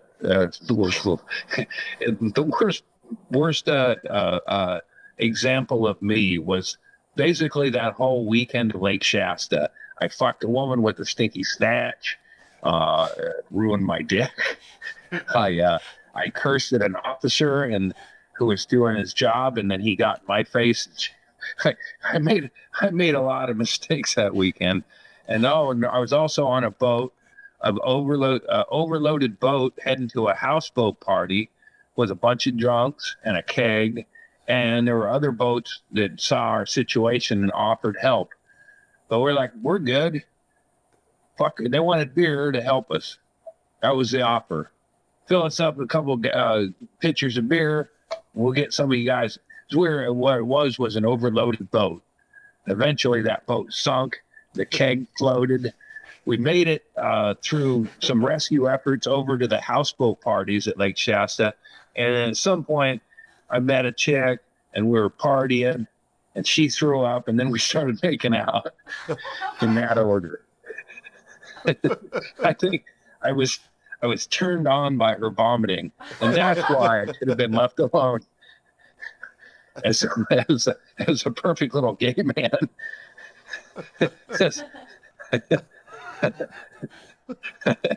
Things were going good, and then they went sideways, and I was a self-destructive force. And yeah, anyway, enjoy Lake Shasta, but observe all. And now I'm that dude who wants to get Smokey the Bear on my license plate to remind other people not to go there. Wait, Smokey the Bear is something you have to have on your license plate because you had a DUI? You can't. No, you can add it. You can upgrade your license plate. It's like an organ donor on your license? I as far as it goes, I'm down with Smokey the Bear. I've never been anti Smokey the Bear, and I got a T-shirt with Smokey the Bear, and I had a previous T-shirt with Smokey the Bear. Never was over marketed, and basically the dude just doesn't want you to burn yourself or your area down, or whoever. It's a marketing, it's a cartoon, but so if I were to Joe Rogan did for Donald Trump, I'm gonna say Smokey the Bear has never done me wrong, and as far as I know, he doesn't have an obvious record of lying to people's faces. What about Smacky the Frog? Smacky the Frog? Yeah, I remember I gave a hoot and I didn't pollute for a lot of years. But then I also found it funny in selective situations to litter. My favorite scene from what's it called? God damn it! Now the edibles are kicking in. No, the Will Ferrell, the Anchorman, is where the four of them are walking through the park, and they're just eating fast food for lunch, but they're just throwing all their shit in the park Yeah. as they go. And that was a real thing when we were kids. With our parents in the car, we'd eat McDonald's and just throw the bags right out the fucking window. Yeah, it's hilarious, but it's also trigger. Like, I mean, you know my story about those litter bugs that I found. I found I was taking pictures because my wife was going blind at the time, and she liked fall leaves, and I was taking pictures of fall leaves when I wandered upon a bag of weeping garbage in a creek. I was taking foliage pictures and I found this garbage, and I immediately called a city councilman, like, what are we gonna do about this? Pete, I went to a luncheon. Hang on. The councilman takes your calls, but Inman won't take your call. Yeah. In fact, the councilman once called me, but yeah, James Inman's, he's busy. But I called him and I explained the situation to his answering machine. We got, but ultimately I figured out, wait, this is a situation I myself can fix. So I went out with garbage bags and dragged 3 garbage bags full of garbage back to my place in the back of a truck. And then I went through it, sorting it. Back then I felt like the planet was savable. So I was sorting it for cardboards and plastics, and I opened the pizza box, and it had Rants dressing, and it was fucking awful stench, made me puke on top of this garbage. And then I was like, it took it personally. I was no longer. So I started digging through, and I found an address associated with the litter, and I found it a couple times. So I went. I created a character from a Carl Hiaasen book for these kids. I knocked on their door and I told them that, anyway, it's a long story, but I took it personally that they littered, and I recorrected their behavior by stealing shit from their cars and creating a fictional character, that said that I found this homeless guy with your licenses and registrations and they're all wet. I dressed like a jogger. I knocked on their door at 5:36 in the morning. Their dogs barked, which I knew they would. They had trash in their yard. Woke them up. They're hungover punks, and they're like, "What the fuck, dude? Like, man, I am so sorry to bother you, young men." And I told them how I'd run across this homeless guy who's about 6'4", and I think he might have been missing an eyeball. Beautiful teeth. Explained this Carl Hiaasen character, protagonist, and said he was urinating on this box. And then on my way back, this box is still sitting there, and I looked at it, and I saw some papers that might be something that belonged to you, young man. So that's when they had to dig through this box. I told them that a hobo was peeing on, and their licenses and registrations are in it, along with a note that told them of impending doom that was going to befall them. I taped out a magazine, I put on gloves, and I cut articles out of, words out of articles, and made a note that said, I didn't like their littering, and, they need to clean up their act, whatever. They made some casual threats, and left that. Anyway, I took the garbage that they had, and I put it on their doorstep a day before I said that the hobo was coming, because I don't want to get beat up by fat college kids. So, but one of the things they threw out was a mannequin head. One of them was a Minnesota Twins baseball hat, and then there was a broken knife, and then just a bunch of shit. This one thing that was an iPod. God damn it! Wipe your lips. I can't look at. There you go. There was something with a iPad or something that you plug into your car, and the plastic from that was in the garbage. So I stole that from the car. Anyway, I put a knife through the head of the mannequin with some lamb hearts around the strings of the cable situation. I forget parts of it, but I went to a meat guy. I couldn't even go to my usual meat guy. But I asked this meat guy, what's a good revenge meat if you just want to scare somebody? And he goes, well, we got lamb hearts. And I go, yeah, I'll take 3. How about 3 lamb hearts? There was 3 coaxial cable or whatever. So I spliced them, I put tape on there, and I put lamb parts on the end of it. So when the guys got their package, they would probably pull the mannequin head, which had a knife through it, and the Minnesota Twins hat knifed into the guy's head, and see that cable. My hope was that they pulled it up and then discovered the lamb parts, and ultimately stopped littering. All right. Well, Your Honor, my follow-up question would be, how did you show pictures of foliage to your wife who can't see? They were. She had the discovery in her brain, and her vision was fading daily. So I thought she'd probably be blind before you know it, and I didn't want to explain leaves to her. I mean, memorize this shit. So that's what was happening. Her vision was fading, and I think I had a lot. I think the reason I took on this project, one, she had a brain disease and was not a good supervisor of me anymore. Like, I've always needed Chester Erdheim's disease is the disease, if you care to Google right now, you're wondering what, if it wasn't brain cancer, what was it? And I throw in Erdheim. I throw in like Andy references into my act. Hang on, Andy. Well, Erdheim Chester, it's good to raise the awareness, because everybody's heard of cancer, and that's what we thought she had, but it was Erdheim Chester. If it was cancer, since we've been like, working together, hang on, Andy. Since we've been working together, like, I'll just throw in like references. Like, if he steps on my dick and does one of my beats, like the Ukraine story.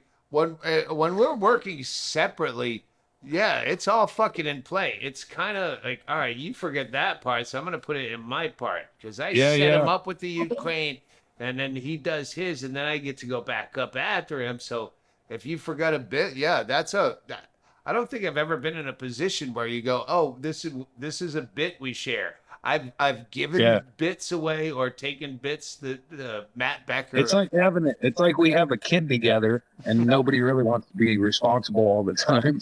And so you go, oh, here's little Tommy, come on in there, fella. And yeah, that is but I'll throw in like just references that are just completely Andy's as my own for no reason after he's done his set. Like, I go up, set him up. I liken it like this, Andy. It's like we're a two-man volleyball team where I fucking hit it to you, and you fucking stumble awkwardly like you're completely fucked up, but somehow miraculously on your back slap it back to me, and then I spike it. Yeah. I like thinking of us as well, I just watched Top Gun. It's on my TV. So I'm picturing this as Tom Cruise. Goose didn't take his shirt off in that. Oh, Tom Cruise and Val Kilmer playing volleyball in that scenario you just explained. Hey, Chad and I coming up on Wednesday have a not Wednesday to the viewer, that it'll be out whenever, but we have another Judith BetterHelp call. Could you kill my character? We should just call it, have a name for it. Yeah, lesser help. You have permission to kill my character if it fits with the storyline. No. You're Carney accident. You're going to be set up. We just have to figure out how to set you up for the next one. I don't want to shave my head. I thought it would be funny because Bingo and Chad both have shaved heads, and I was going to shave my head to say we're in a cult now, but I don't want to do that before San Francisco. Yeah, like I need 2 months to shave my head. I'm going full hippie. I'm going to just not touch my hair for a while and see if I can get long hair and thick hair. I know you left a bucket hat behind here, so I was going to wear my fucking tinted glasses and bucket hat and go, oh, we're wearing the same thing, but you jerseyed up on me. Well, I have a whole closet full of Doug Stanhope jackets. Hey, we have a whole closet full of us. Yeah. Yeah. Coming out of the closet tour. We'll just build the gay momentum until people can no longer take it, and then we'll just poorly execute blowjobs on each other. in front of horrified onlookers. That's a callback to an Andy bit. Yeah, I was Talking saying, about some carny that got impaled on a fucking his mullet got caught in the super loop and he was fucking hurled into the air and impaled on a fence in front of horrified onlookers. There had to be some highly amused onlookers. it's a carny. Back then, people didn't matter. Yeah, I just read 660 pages of The Advanced Man about a fucking 24-hour man for Ringling Brothers Barnum and Bailey Circus in the 70s. And all the fucking con jobs they would pull, and it really inspired me to fucking get through the rest of this year. Yeah. Andy, I might have cancer. We'll find out in Las Vegas, September 6th. Yeah, I had a few days in a row where I was like, oh shit, in spite of good news, I was like, when you're a man of a certain age, you can wake up with chest pains. Or one night I woke up and I just felt like I had to vomit, and I hadn't even. It was one of my rare nights where I didn't drink, and maybe that was the problem. But I threw up, and then the next night I woke up after I got up and threw up loudly, and then the next night I had chest pain, and then I think I just slept on my arm awkwardly, and I don't know what the nausea. My stomach been reconditioned or whatever. It's like Bingo's asshole. My stomach is basically Bingo's asshole. And some nights you just got to give it a rest. Well, you know how Bingo is with her outfits. She might be the same way with her new asshole, where she wants to show it off. Yeah, no, I mean, if you're upgrading, yeah, I mean, it's internal, so it would have to be gaping anal fashion. Well, she could do a puppet character. Yeah. Look, listen to how high-pitched my farts are now. What was that on Saturday Night Live? Mr. Bill, like, how about Ms. Bingo? Oh no, it's just her asshole. Oh no, I look like Mr. Bill and Newt Rockney had a baby. Get a Gipper on it, for Christ's sakes.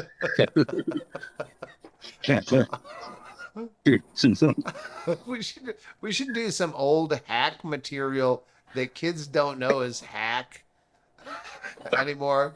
It's like airline food was like the go-to. Who's the guy? Okay.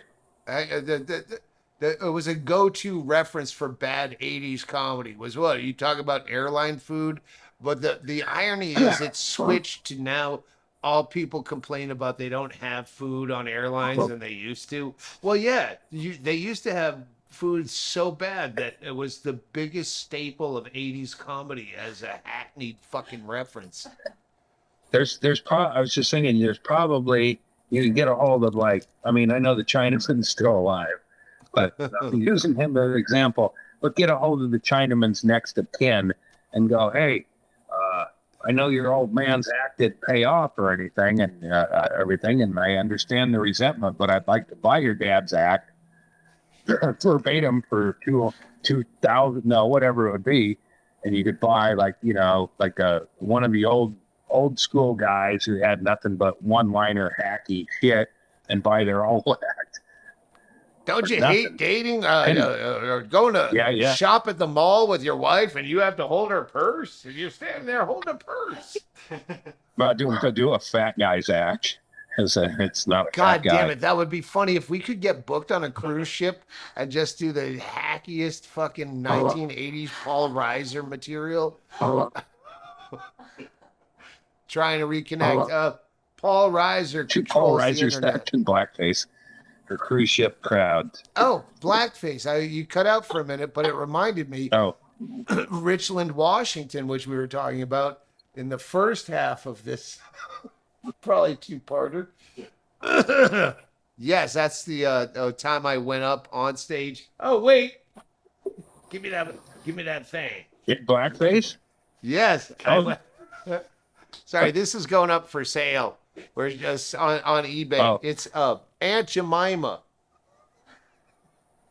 I don't know where the camera is. Oh, there's the camera. There she is. Yeah.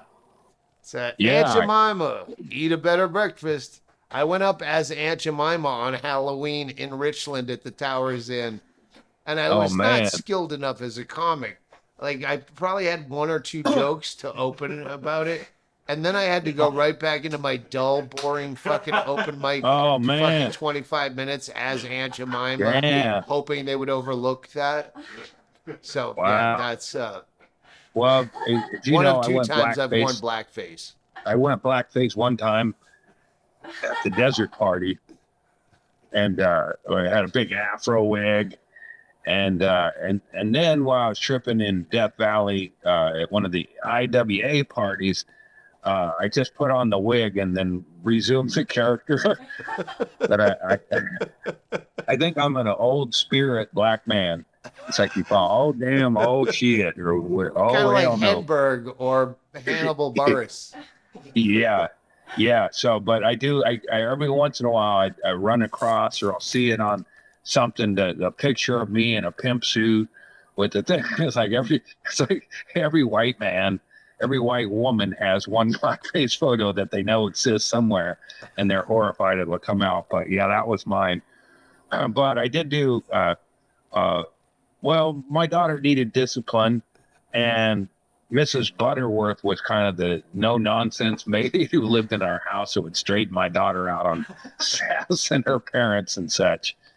She only came out with pancakes and waffles, but damn, Mrs. Butterworth had a lot of shit to say to Delaney. So that might have been racist. But oh, girl, you ain't gonna be talking to your daddy that way. So take a belt to you, girl. Go out back and get a switch. I never let Mrs. Butterworth discipline her, but nobody wanted to see it.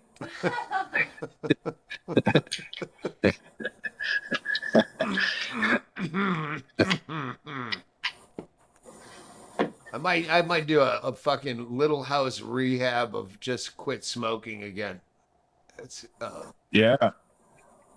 I was almost to the point where I'm gonna fill out like index cards with reasons, like all the reasons to quit smoking again. I wonder why, when you say you started smoking again, I mean, you must have that the crowd applauds, like, you know, it's like a guy going, so my doctor told me I'll die if I drink anymore, but I'm going to have another drink. And they go, yeah, fuck your doctor. That was do you remember the name Ollie Joe Prater? Yeah. He was the predecessor to John Fox. I guess one of the most fucked up comics, and he's this giant guy in overalls, Haystacks Calhoun. There's a reference. I look like Haystacks Calhoun and Ivan Putski had a baby. There's some wrestling references from 1979. Yeah, we got to bring it back to the Ed Gein years. I forget my point. What was I saying? I don't know. I don't even... You had an old reference before Ed Gein. Quitting smoking. Yeah, but how did fucking Ivan Putski come into this conversation? He was my favorite wrestler, by the way. He's this built like a cigarette machine. Wrestler from the fucking... I didn't... The comic who was like the predecessor of John Fox. Oh, yeah. Ollie Joe Prater. Thank you. Fact checkers in the audience from Australia, so they're non-biased. Ollie Joe Prater had a bit... he's the one... When I worked with John Fox and I told him this story I thought was about John Fox, he's like, that wasn't me. That's goddamn Ollie Joe Prater, as though his reputation was being sullied. Ollie Joe Prater is the one that went up on stage and he'd done so much coke, he got this massive nosebleed, but he didn't know it. till at some point he realized the audience is aghast because he's splattered with blood down his shirt. And then he realizes and he goes, oh, what? No one parties anymore? But his opening bit was about having a drink in his hand and saying, it cost me my wife, my job, my kids, my house. Well, I still got the boat. And then he'd drink and people would applaud. So that gets back to my point. I just got a note from Mr. Boobs in Alaska. He's coming to both of the Eugene shows. So we'll have Mr. Tell Boobs. them they're sold out. Go to Vegas. Yeah. We gotta. That would. My vision of Vegas is it's a sold out show. So I got to start doing work towards my vision board. Because I've invested a lot of money in the show already, in outfits and mechanics and such. And it's my 35-year anniversary of doing stand-up comedy starting in Vegas. You'd think the local press would pick up on that. But the mainstream media doesn't want to know the truth. No, the mainstream media wants to hear what Joe Rogan has to say about other people in the mainstream media, or vice versa. But 35 years, I'm going there. I have a huge budget I've spent on pyrotechnics and such. And Annie Letterman, who's a funny lady, will be on the show as well. She's begged on. Me and Doug, being closet queers, we have very little use for a woman, let alone a good-looking one. She does have wide shoulders. She could tackle you.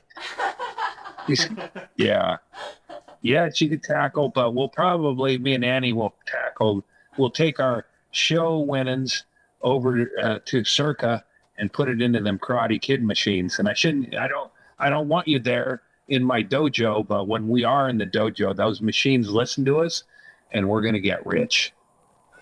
And you can too, just not at the same time, because you'll ruin our mojo in our dojo. You're drinking fucking tequila straight? Well, it's a good thing I've shuttered myself away from the downstairs life, because once she comes home, my door's going to be shut. I may or may not be home, but I'm not leaving because I'm drinking, obviously. And but I'll just be floating about. I would avoid conversation for fear of slurring, and then hear her recognizing I'm drunk and going, "Are you drunk?" And then me giving my opinion on everything that's going on around here.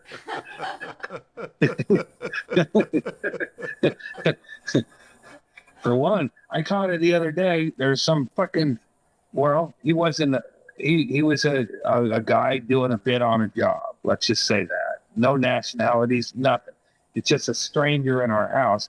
And she was talking about this being the guest suite, and then saying, "Oh, my husband, giving out personal business."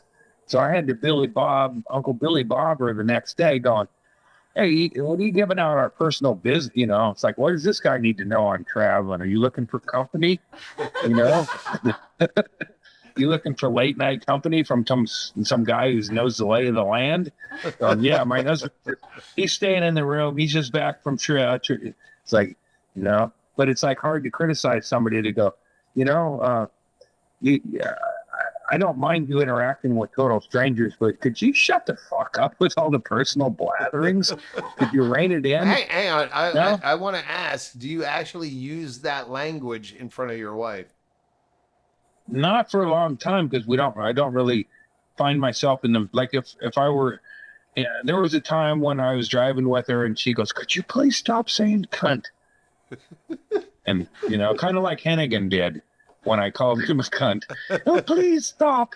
And she begged off on, she found me all of a sudden to be a coarse, when you get described as a coarse human, the person describing you, that's how they see you're coarse.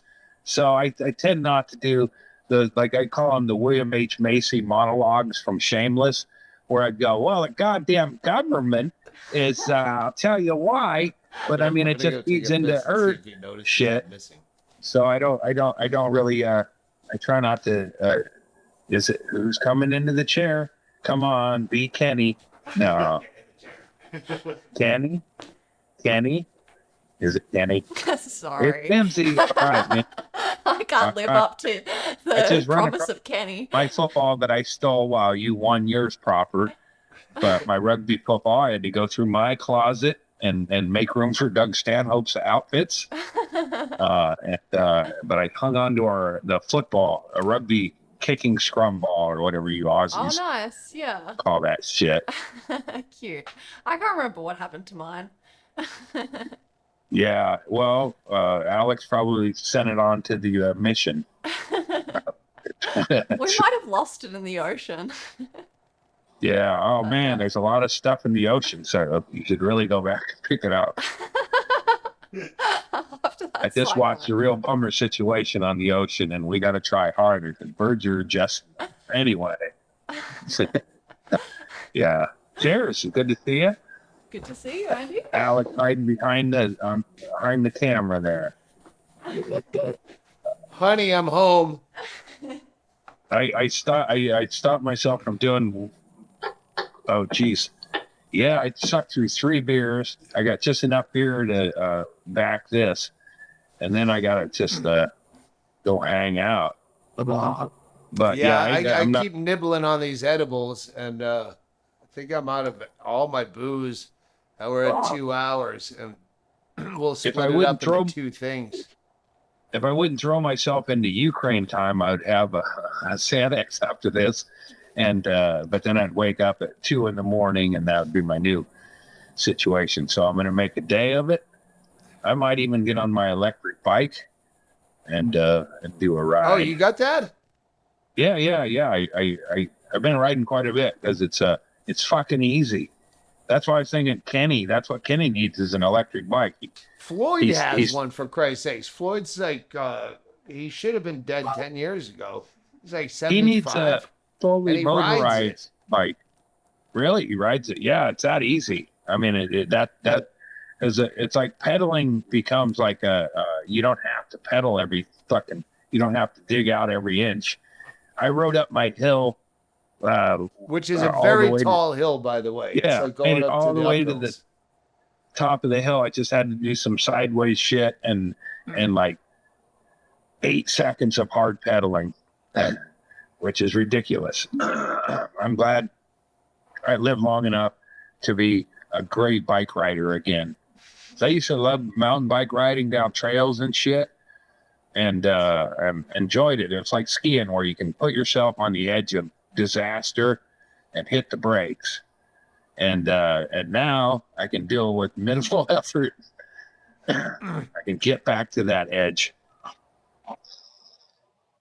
This is not your $low vodka, I know. Tequila. I bought it because I like the bottle. I buy that one if I'm going to spend full price. I love the label is great. Yeah. I don't. There's a rooster fight. I haven't even really studied it, but this is my 3rd bottle I've taken. I don't think there's a big section of briars under me. So over the years, when I was drinking more or having a good time, I would check my bottles. And one day there was a dually crew, the drunk drivers, they get them in orange vests, because I know this because I was one of them at one time. And they send you on these gigs, and you don't know what the gig is till you get there, and they go, you're going up here. But these guys cut briars.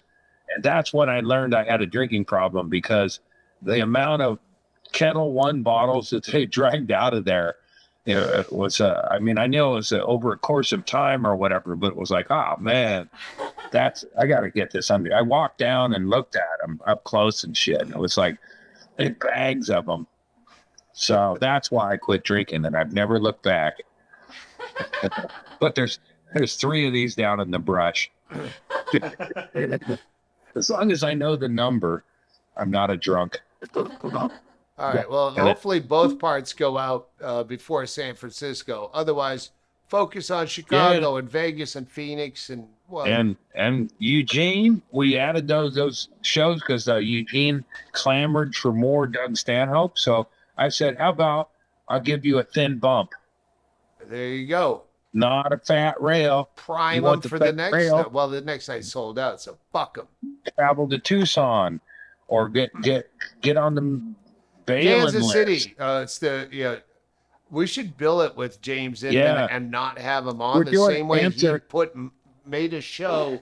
But Doug Stanhope and friends, he made that show, and then I went, fuck. Well, you didn't check with me, so we should put him on the fucking billing for that. Co-headlining, Inman? triple headlining threat, James Inman, Andy Andrews, and then just Well, say how he we didn't call it? show up because he was high. How about this? Because I got some laughs about cancer. We'll call it a show for the benefit of cancer survivors. And then they can come to the show and laugh. That would be their benefit. That's brilliant. Yeah, it would be to their benefit to show up and laugh. Benefit is in the title. Yeah.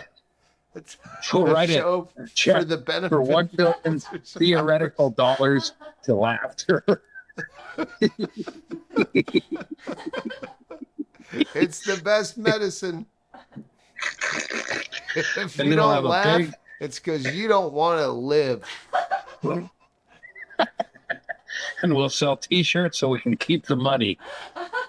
I remember she's dead from cancer now. I think her name was Chrissy Burns. I worked with her in Davie, Florida at the old Uncle Funny's, and she was selling T-shirts because she had brain cancer, and I was selling my first CD. So I opened at following her. I said, "Hey, listen, I'll be selling CDs after the show. She'll be selling her cancer T-shirts to help fight cancer. So when you're conflicted as to which one to buy, think, stop playing God." That's the way. Since you sent me that article about the windsuit enthusiast, but there was I forget. She might have been swept away by the flood, the big river event, but just rang the bell. That she, which I wouldn't. I there's a bell outside of the oncology unit where you can ring it to say, there you go, cancer. Take that. But I'm never gonna ring the bell. But she just rang the bell and got, maybe swept away or whatever. It's like, well, she beat cancer. I mean, it's a tough look at it, but dang it, she's a winner in the battle, in that particular battle. I think we're wrapping it up, sir. All right, let's wrap it. Let's go to Outback and get a nice fat prawns. Oh, that's right. You Embers. live in Hey, the backward. Eugene, if you want to find me in Eugene, Oregon, I'll be out by that motel by the airport across from Embers. That was one of the best bar restaurants ever. 1970s feel, 1970s people. Fucking. The only problem is you might add to the casualty list of crossing Highway 99. But there's a dollar store, so we could get some plastic flowers together and put up a nice remembrance. All right. Staple it to a come home telephone soon. pole. Just get in your car and drive down. Yeah. You definitely All right. have to be here for fucking Farts Fest 2, starring Erica Rhodes. Oh, yeah. And That's Sarah before White what? and That's Skanky. before Vegas? That's a week before Vegas. But yeah. I'll be there. I think just people would cleared my- appreciate I this just cleared my podcast in schedule. person. I could drive there and then drive to Vegas after. That'd be a hearty road. You have the week trek off and- before and the week off after. So yeah, you could do it. You know, it has the best Admirals Club in any airport. My car. I can stop and get snacks. I can't get all shit faced, but it's First of all, Admirals Club is American Airlines, which is shit. So how dare you refer to the Sky Club? Yeah. I'm sorry. Sky Club is the one with the good snacks. Yeah, we'll be in a few of them coming up. Yeah. And Well- a little too drunk for shows that were back. Is there a Reddit about each individual one? Because I would like to know when the puddings happens. Just go on Delta subreddit and then ask What when time? the pudding happens and get What time do you downvoted. drop your pudding? I'm afraid of getting downvoted on Reddit. Like it might affect my credit or something. I don't even know what it means. Fucking Yeah, you're asking about pudding. You're not getting your third cocktail, sir. All right. all right, sir. Just All right. don't Love you. leave I love yet. you. don't Mozzies. leave yet. We're just gonna All right. do the And then clap and then now. and that bingo under. I'm praying for bingo's undercarriage.